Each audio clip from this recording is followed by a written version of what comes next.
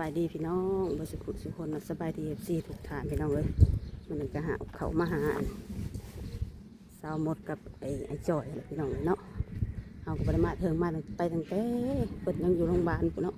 ก็บริมาเลยมีข่าวเมื่อวานก็เลยมาหาลองเบิ่ง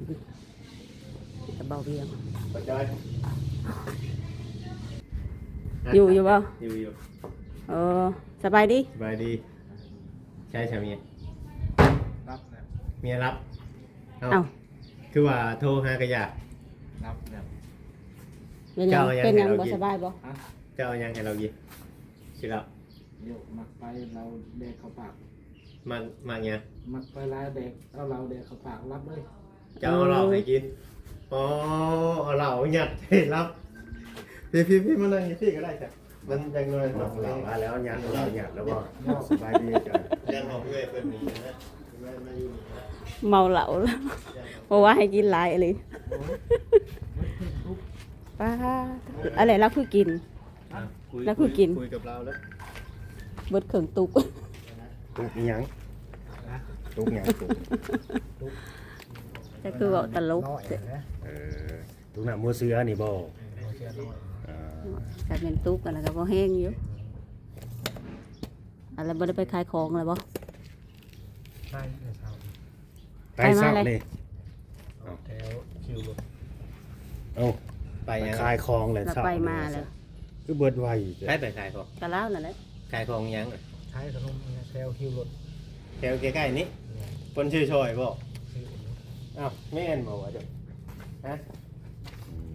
แม่นว่าโมเมนตัวคอยบอกไปแล้วเดี๋ยวเขามื้อเช้าเมื่อกี้นี่นะโมเมนเช้านี่ดอกยังหาจะคุยกับข่อยอยู่เมียเจ้าคือว่ายังดิ่นพันกันอยู่กับทางเสียงผมยังพันกันว่าไม่ดีเจ้าเอาเราให้กินเบิดหลายเติบบ่โอ้หายเราลงชัยเราคือยอมเนาะ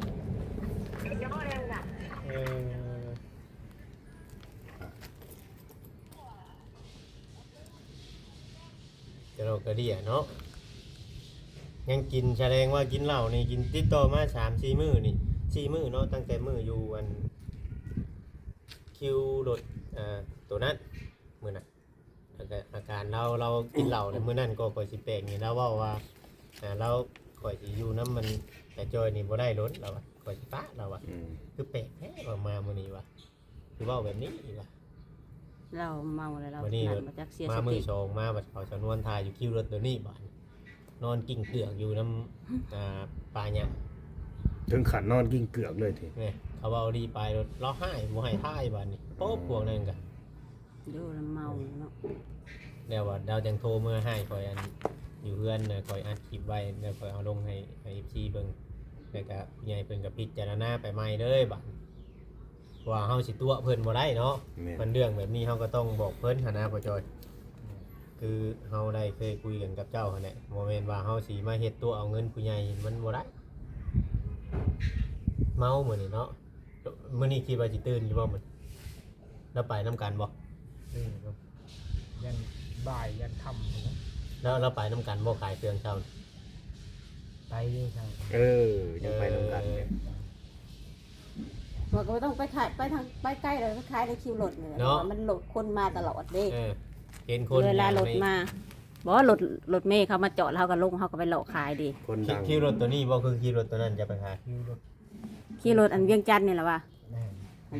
คนมันหลายได้ป่ะเนี่ยว่าสิขายดีคนก็สิเห็นเนาะคนก็สิเห็นเขาชงชาญเขาก็สิช่วย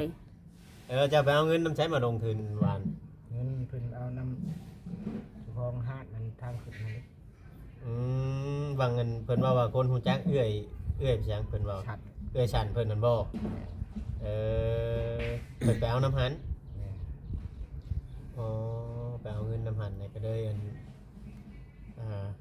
มาต่อทุนเอาเท่าไหร่เอา300,000เอา300,000เดี๋ยวมาใช้ตื่นใช้จังหัว400,000เงินเจ้าบ่เงินเพิ่นเรียบ้านเงินตัวเจ้าปันกันเงินน้ำเจ้ายังอยู่บ่เงิน200,000เงินปันคนละ200,000ยังเท่าไหร่อยู่ยังประมาณ50-60นี่แหละมีเอาไปเบิด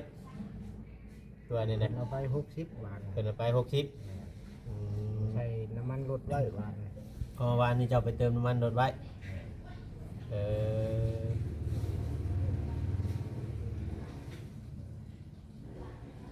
เอาได้จักแสนจะขายของมื้อเช้า ขายของเมื่อเช้านี้ลงทุนไป3 แสนน่าจะแสนทางเบิดมาขายเบิด ชื่อบริไลน์นะเช้าเดี๋ยวเอาชื่อเช่นหา ชื่อแสนฮะจะพอจังเบิดไว้เด้ คือแสนหา คือแสนหา ได้กำไรอยู่ ล บ่ งทุนแสนหานะง่ายซะ กำไรได้อยู่บ่ ได้ อ๋อ ลงทุนแสนหาได้กำไรหา10,000 บอกจะพอจังเบิดไว้เด้เนาะคิดว่าเบิดดงเบิด3 แสนนั่นคือสิมาไว้แท้สิแล้ว เงินหา10,000ซื้อข้าวกินกับพ่อสามสองผัวเมีย อืม เพิ่นก็ถ้วยได้30เลย 30 40เลย 40,000เอากับเมซิโนนี่นะ ได้อยู่กับจีคนละเกาะชีวิตใน คำชื่อเพอ2 ถ้วยบ่จุบเนาะ บ่จุบ บ่จุบ2 คนน่ะกินคนละถ้วยนำบ่ได้ บ่จุบได้เงินหา10,000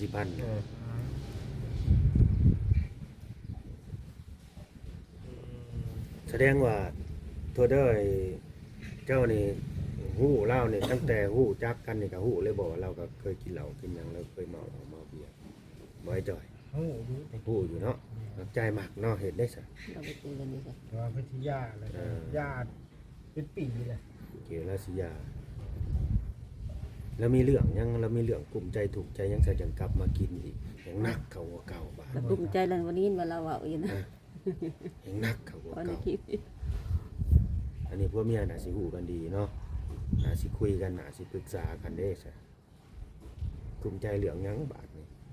ขายของบ่ดีล่ะ ขายของบ่ดี ขายของบ่ดีผัวไปขายของก็เรือมาแบบคิดนอนก็บ่รับ ตามที่เว้าตามที่เบิ่งนะ เบิ่งในคลิป ตามที่เบิ่งในคลิปนี่ว่าเพิ่นเว้าว่าเมียว่าผัวนี่บ่ปรึกษาเพิ่นคำปรึกษาเลยว่าสิเฮ็ดนั่นเฮ็ดนี่เฮ็ดหยังลงทุนในใดหาเงินในใดคือเราเว้าแล้วก็เว้าไปเบิด มาลุงมาตุไปเบิดพอเพื่อนว่าขายของบ่ดีนี่ก็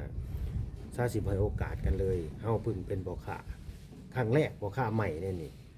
เพราะ มั ว่าน บ่ได้มีแต่เฮา ง่ย ขาย ๆคือต้องไปนํกันลูกเพราะว่าซาเล้งมันก็สอนกันไปอยู่ได้อยู่แล้ว จำคือข่อยแนะนำมื้อนั้นนั่นไปน้ำกันแต่มื้อแรกน่ะก็สิบ่มีเรื่องแต่เมียก็สิบ่ได้กินเหล้าอีกทำไปน้ำกัน อันนี้ปล่อยเมียอยู่ผู้เดียวเมียไปลักกินเหล้าบ้าน ไปนํกันบัดนี้เมียก็เป็นคนนั้นเว้าเมียเว้าเก่งเด้ ไปนำกันน่ะสิเว้าให้กันบ่ได้บาดนี้ เนาะ มันมันเหลือก็เหลือมาทำกันเอาจะสิโทษไผบาดนี่ ไปนํกัน สิโทษไผไว้บ่ เป็นหยังซาเล้งมันสิเป็นหยัง ได้ เมียก็นั่งซาเล้งฮะ ต้องเฮ็ดทางค่าบ่ แต่ FC แนะนำอยู่ว่าให้เห็นร่างค่า ต แล้ อ วน ก็ แรก หอ นั่ ม นคำว่ามันบ่เกิดเรื่องน่ะมีผู้สิโอนเงินมาแล้วอันสิเฮ็ดหลังคาให้เราน่ะมันบ่เกิดเรื่องก่อน ไปนํกันบาด มันเพิ่นตั้งใจอีหลีเนาะ โอเคเด้ ตั้งใจอีหลี ใหญ่เพิ่นก็ตั้งใจไว้แล้วแต่คือสิได้นะบอกง่ายๆครับในเรื่องหลังคารถซาเล้งมันน่ะเกิดเรื่องเกิดมันลงตุงตุย มักอยู่บ่ไอ้จอยกันว่าให้เมียไปนำนี่ไปนำกันไปขายเครื่องนั่งไปนำกัน เราได้กับไปต้องกันนั่นแหละ เออ กันสบาย เฮาจิขอถามเจ้าอีกเทื่อหนึงเจ้าคิดว่าเมียเจ้านี่เราสิเปลี่ยนแปลงอยู่บ่เจ้าคิดนะเว้าความแบบในใจแบบลูกผู้ชายโลดแบบคำว่ามันสิเป็นครอบเป็นครัวต่อไปก็ให้พิจารณาเอาเนาะ แม่น มันเจ้าก็อายุหลายแล้วนะพ่อจอย เป็นเดาว่าซื่อๆนะ จริงๆข่อยก็เข้ามาข่อยก็อยากคุยกับเมียเจ้าแบบให้ฮู้เรื่องเลยแหละมื้อนี้น่ะแต่ว่ามันบ่เป็นตาเป็นผ้าอะไรก็โยก ไปปลุกมาคุยให้มันรู้เรื่องโลดนะ จังน้อยเนาะคุยกับเราหน่อยก่อนเนาะให้เรานอนไปก็จะครึ่งหนึงแต่ว่ายังบ่ได้อาบน้ำแต่เมื่อวานนี่คุณมาอยาก ยัง ก็ว่าอีก ป้าน่ารู้เด้อว่า อันนี้แหละก็ว่า อืม เฮาก็อายุหลายปานนี้แหละเฒ่าแล้วก็บ่ให้คิดว่าให้เป็นครอบเป็นครัวแนวใดสินั่นคำว่ากะว่าบ่เป็นครอบเป็นครัวได้กูนี่เนาะคำว่านั่นก็ห่วยตัดสินใจเลือกอยู่น้ำลูกพุ่นนั้นเดียวมันดี อืม นำคือเฮาเจ้าข่อยหั้นนะก็เลยอยากให้เจ้าคิดหั้นนะคิดเบิ่งถามกันเบิ่งเฮาลูกชายเนาะ จักเลยเราสิป้าได้บ่เราสิเลิกได้บ่คนมักแบบนี้เด้จ้ะต้องถามใจเราได้ ดีสัวก็เฮ็ดได้ซะบัดนี้ อ่า เราสิเลิกสิป้าได้บ่มาหอดแล้วบ่ว่าเลยถ่า15 นาที เราได้เว้าอยู่บ่ว่าหลังจากเมื่อวานนี่คุยกันแล้วนั้นได้เว้าอยู่บ่ว่าคำเฮาคำเลิกนี่เลิกได้บ่จังซั่นจังซี่หลังจากที่เมื่อได้เว้ากันอยู่บ่ ว่า บ่ว่าได้ได้ เลิกได้ เลิกได้เพิ่นว่านะเลิกกับเจ้าอยู่ได้ ว่าเป็นเลิกเราอะนะ เลิกเหล้าบ่เอ้าเดี๋ยวว่าเลิกกับเจ้าไปถามว่าเลิกกับเจ้าได้เลยคุยกันอยู่บ่ว่าอันนะ อุ้ย ฮะเว้าดังๆนะให้ FC ได้ยินคุยบ่ อุ้ยก็เป็น เออ อุ้ยเราว่าคันเจ้าบ่เลิกเราเลยแม่นว่าบ่อยู่ของเราอาทิตย์หนึง ฮะ เราน้ำเพิ่นว่าอาทิตย์หนึงคันยังบ่ยาก ให้โอกาสอาทิตย์หนึง อ๋อเจ้าให้โอกาสเรานี่ถ้าว่ายังอีกประมาณอาทิตย์หนึงนี่เรายังเมาแบบนี้อยู่นี่คือว่าเจ้าสิไปเลย เออคำคือว่าทางเงินยายหมุดนี่ยายเมมุดใช่ก็จะเพิ่มฉายาให้เราอะ เอา FC ก็เพิ่มเข้ามาได้ไหนเพิ่มฉายาเข้าไปได้ ใช่ยา คือว่ายายหมุดนี่ถ้าว่ายังบ่เลิกเล้าเนาะภายในอาทิตย์หนึงพอจ้อยสิเป็นคนออกไปเลย ตัดออกไปเลยแล้วก็ค่อยหากย่านเล่าน่ะสิ ให้ ได้ โอกาส น้ำก้ อาน ทิต เจ้า ย์หนึงเนาะ เดี๋ยวนี้นะ ยายไม่หมด แม่น เว้า อันนี้อัน ชื่เต็มเนาะ ค่อยย่านเล่านี่สิได้น้ำก้นนะแดนน้ำก้นพอจ้อยได้ตอนนี้คำว่าอันพอจ้อยปะเมือนเจ้าคิดอยู่บ่จงสิได้น้ำก้นอยู่บ่ ยังว่า บ่มั่นใจเจ้าของอีกไอ้จ้อยเราก็บ่มั่นใจแล้วเด้ เพราะว่าเมื่อวานนี่เราจะให้แต่ผู้นี้ยอมรับเปลี่ยนแปลงยอมรับเปลี่ยนแปลงแทงที่ผู้นี้น่ะเป็นคนไปหาค่าหาขายแทงที่เราคิดว่าเราน่ะบ่ผิดเนี่ยคิดว่าผู้นี้ผิดนะ ไอ้ผู้นี้เปลี่ยนแปลงแบบได้บัด ให้เปลี่ยนแปลงให้ขายของให้เบิด เออ แล้วก็ได้ดาวาน เออ เป็นโมเมนต์เด้ เจ้า ว่า สิ แบบ ขายแบบได้ก็สร้างคัดแนมกายให้เบิดเนาะ เออ แล้วก็ให้ทุนมา อืม ให้ได้คืนกำไรมา อืม บ่แม่นให้มาเหลือคงแบบนี้ อืม คงคิดของเราสิแบบนี้ นักแหละยายไม่หมดกันหรอก ผู้นี้บัดบ่ได้กินเหล้าสูบแต่ยาผู้นี้นะผู้เป็นผัวนี่ว่าตะกี้น่ะเคยกินนะว่ากินแต่นอนเลยผู้นี้กินแบบลุกบ่ได้ติ้งบ่ได้เลยยาเลยเลิกได้ทางปจอยนี่เอ้ยแต่ปจอยนี่เจ้ามีหยังจะเว้านำลาวบ่เจ้าเข้ามาใหม่ ก็มีอยู่ เออ ก็มีแหละเนาะของบางคนมาอยู่นำกันแล้วจักไปพลิกแนวใดความหมายคืออยู่นำกันมาเนาะจนออกมาจากหันแล้วก็มาเสาห้องเสายังแบบสิมาตั้งหลักปักฐานนำกันฮักก็ลงมือฮักก็เริ่มต้นนะจ๊ะสิค้าขายตลาดน้อยผัดมือตัดไปเพราะว่าก ำลังดีใจนำอยู่บ่ กำลังดีใจว่าไอ้จอยก็ฮู้จักแบบว่าหาต่อยอด ทำมาหากิน ทำมาหากินแล้วนะ FC เพิ่นก็ยังชื่นชมเลยว่าดีจักทำมาหากินแล้วบาทนี่แล้วก็ขายของในมือหนึ่งช่องมือ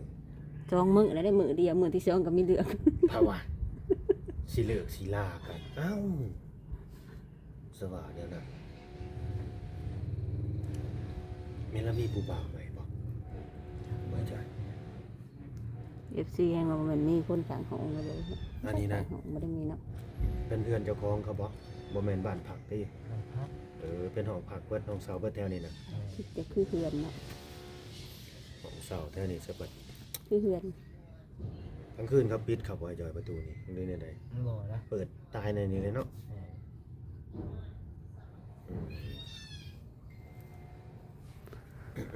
ของใหญ่บ่ของพัน เพื่อนเมียเจ้าน่ะเพิ่นรับปากแล้วบ่ว่าสิยอมเปลี่ยนยอมแปลงเจ้าของ อืมก็เสียดายโอกาสเจ้าหั่นแหละก็บ่เป็นหยังเนาะกันคนแบบยังหักยังแพงกันก็ให้โอกาสกัน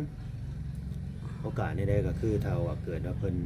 คือเจ้าตัวเจ้าเนี่ยก็บ่ได้แนะนำว่าให้เลิกให้ปาเด้อขึ้นอยู่กับความสมัครใจเจ้าก็จะมักอยากเฮ็ดอยากสร้างอยากสู้ไปนํกันอีกก็อยู่ไปนํกันแต่ถ้าว่าเลิกไปก็มีแบบผู้หลักผู้ใหญ่เพิ่นสิช่วยนะช่วยเหลือเจ้าหั่นน่ะ ซัพพอร์ตสนับสนุนแบบนี้นะแต่อันนี้ก็บ่แนะนำเด้บ่แนะนำจะพาเราเด้อจังซั่นจังซี่คือให้โอกาสนะเอาให้โอกาสเขาก่อนให้โอกาสผู้หญิงนั่นนี่นะว่าเขาสิเว้าได้ว่าเขาสิเฮ็ดได้คือที่เขาเว้าบ่แบบยำแปลงยำของนะแล้วเป็นหยังซะมื้อเช้านี่คือกลับไปกินอีกซะนะ แล้วก็ว่าพอกินถึงเรา อ้าวขอกินให้ได้เด้อีก พอกินมือนี้ระยะผม กินมื้อสุดท้ายอ๋อ กินก็กินเทอละน้อยอยู่ให้กินหลายรถ อืม จับหายเลย อ๋อจัดให้เต็มเลย กินให้เบื่อไว้แล้ว แล้วกินข้าวแล้วบ่แต่ซับนั่นน่ะบ่ฮ้อนท้องวูบวาบวูบวาบ ว่าได้หายแต่เหลาลงเลยบ่ แล้วมันเหลาต้มบ่ อืม คอยโทรมานะทรงเมาว่าอย่างนั้นตอนโทรคุยกับเพิ่นน่ะ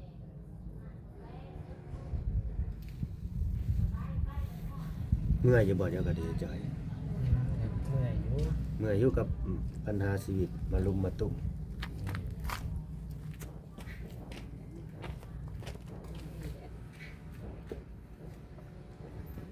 ถ้าคิดว่าคันให้ป้าให้เลิกนี่จะเลิกได้บ่จะต้านได้บ่ ได้ ผู้หญิงคนนี้ได้เออ เจ้าเลิกได้บ่ ได้ ต้องลองออกไปแยกกันก่อนเลยจังจังเว้าได้เต็มปากตอนนี้ยังอยู่นำกัน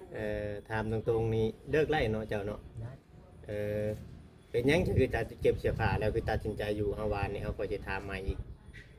เก็บเสื้อผ้ากำลังจะเอารถกำลัง ใจ จะ อ่ อ อ อกไป นบ่ เอาเพิ่นว่าเพิ่นที่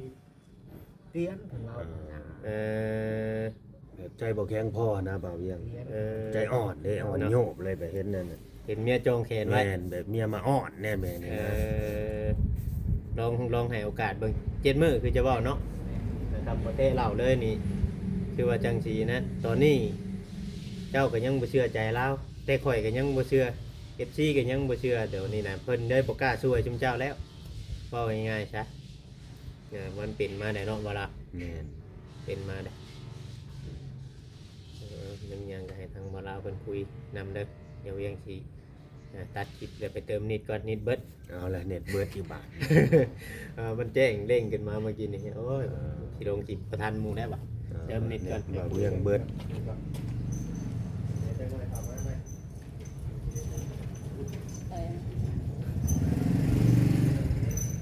บ่าวโคตรโกไอ้กินแล้วข้าวเช้าน่ะกินแล้วบ่ กินอะไร เออกินก็มีหยัง กินกับกินไก่ เดินมาเอาข่อยคิดว่านั่นแท้มันง่าย ง่ายมาอยู่ที่แต่มือเข้าไป ไปรถข่อยบ่ได้เติมเลย เกิดมาแล้วมันเชื่อ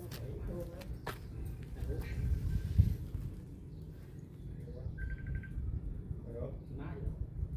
เอามาเลย อยู่ห้องไปจ้อยนี่ไปทางไหนทางแท้ มันไก่เนาะ ลงสิไปตัดคลิปก่อน มันไก่เป็นขายทั้งนั่นมันแดดอ่ะมาจอย ไปจ้อยลงให้มาเบิ่นี่ มาจอยค่อย ก็ได้แต่เป็นกำลังใจให้เพิ่นนั่นแหละพี่น้องเอ้ยถ้าเบิ่งนํกันเนาะว่าเพิ่นสิลงเอยจังไดสำหรับมันไอ้จอยครับใหญ่มดเนาะแต่เมียเพิ่นก็เว้ากับเฮาอยู่ว่าไปหลอกหาการหางานก็ บ่ได้ บ่ได้เฮาบ่มีเวลาเป็นส่วนตัวมีแต่ YouTube เก่ามากวนอยู่เล่าอ่ะ เบิดมือ เบิดมื้อเอาซื่อๆแล้วบ่มีรายได้และหาพี่ชังแล้วเอาไปแนว บ่ นี้ มีเวลา บ่มีฮอดเวลาเราอ่ะ บ่มีเวลาส่วนตัว เพิ่นเว้าอยู่บ่กับเจ้าไปนี่จอย นะ บ่ได้เว้าเพราะนี่แล้วบัดเอาคำบอก จะได้ยิน ใส่ ว่าเมื่อวานอันที่ต้นคุยกันน่ะเมื่อวานเราเว้าเด้นี่คุยกันในโทรศัพท์น่ะเราบอกมันมีเวลาส่วนตัวเรา ไปหาการหางานก็บ่ได้หาแล้วอะ ลูกสาวก็เลยบอก บ่ ว่า มีรายได้ ไอ้ พี่ชัง พอดีบ้าน เราจะไปให้เขาไปเราก็บอกเขาตรงๆว่า ไม่ได้บอกเขาว่าไปให้ YouTube ก็ว่าได้มาหยังก็ดีข่อยบ่มีเวลาเด้อข่อยบ่ว่างเด้อข่อยไปหาการหางานก็ว่าอันนี้ แล้วบอกว่าเนี่ยนะเมื่อวาน มักจะบรรดาคลิปไว้เนาะ แม่นบ่ได้อัดคลิป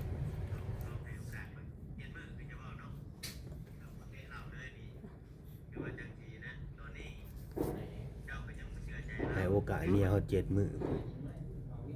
คันว่าคนแบบสิปรับสิเปลี่ยนอีหลีน่ะแล้วก็เปลี่ยนได้เด้เอา7 มื้อพุ่นเนาะมีหยังก็คอยเฮ็ดคอยหาก็สู้มันสิสู้ได้ที่เฮาบ่มีทุนเอ้าข้อยสิถามเจ้าสิสู้กันแบบใดคันบ่มีเงินน่ะสิสู้กันแบบใด ไปนี่แหละ สู้ไปแบบใด จะได้เมียจะไปหางานทำ งานก็บ่มีเฮ็ด อืม เงินก็บ่มีต้นทุนก็บ่มีแต่ซาเล้ง เขาก็ซื้อ นี่บ่ดีบ่มีเงินเติมน้ำมันอีกได้หาซาเล้ง ของเขาซื้อเลยนะ บ่มีเงินเติมน้ำมันได้ซาเล้ง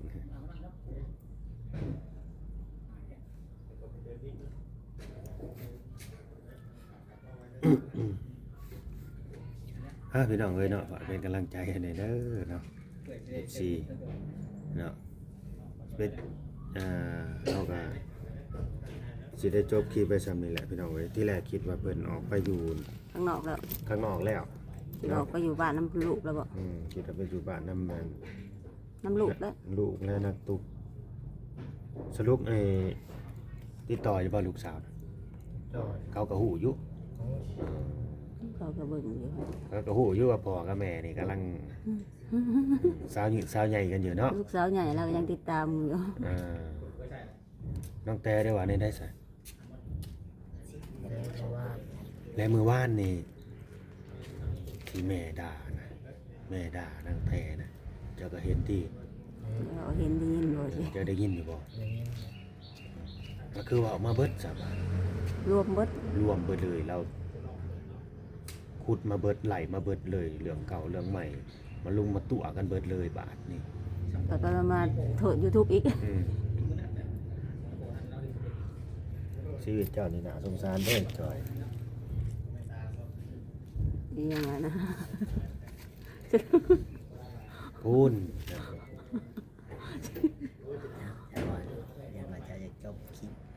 จบ ก็สิได้จบคลิปไว้สำเร็จสู้ๆได้อจอยเด้อ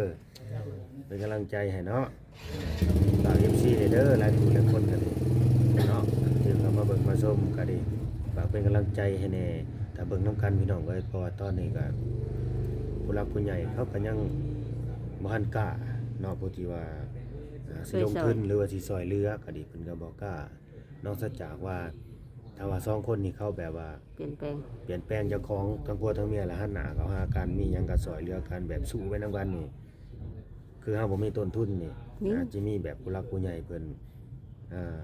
ให้ต้นทุนเข้ามาก็มีตัวนี้พอเห็นความตั้งใจของทุกเจ้าหั่นนะแต่ถ้าเกิดว่าเว้าได้แต่เฮ็ดบ่ได้ยังเว้าความยาวซาวความยืดกันเนี่ยยังคุยกันบ่เข้าใจได้เนี่ยแล้วโลดไอ้จอยไปคนละที่ละทางโลดซุมเจ้าสิได้ย่างหันหลังให้กัน หลายคน เนาะสบายดีจอยไปก่อน สบายดีเด้อ สบายดีบ่าวกดโก้ สบายดี ทำไมกดโก้ เอาไว้หายหน้าหาตา